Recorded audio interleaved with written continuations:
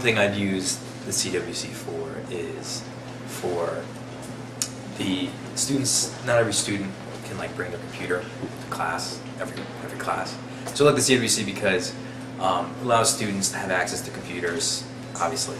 Okay. But one thing I like to do in my class is that so when they write their papers, they're writing it in word processors. They're not handwriting their papers, which is another way you can write a paper, but typically our students aren't doing that at home.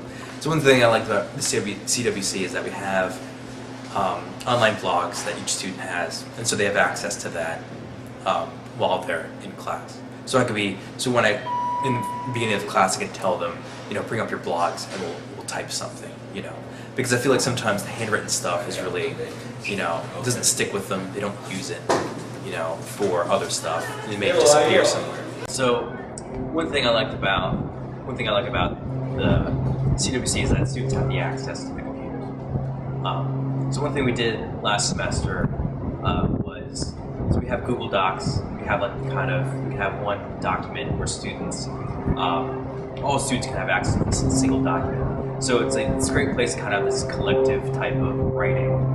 So we used it to make a kind of writing heuristic. So what we did was each individual person would write on their own what they think would make a good paper. And then they would go into groups, and in those groups they would have each section on the Word document. They can add and kind of negotiate the different types of things that they individually wrote. And then from that individual group kind of negotiation, we went to the whole class, and the whole class could look what everyone has written, and they can edit other stuff that people have written. So that worked out pretty well. So I frequently do that kind of collective writing. That works pretty well in my class.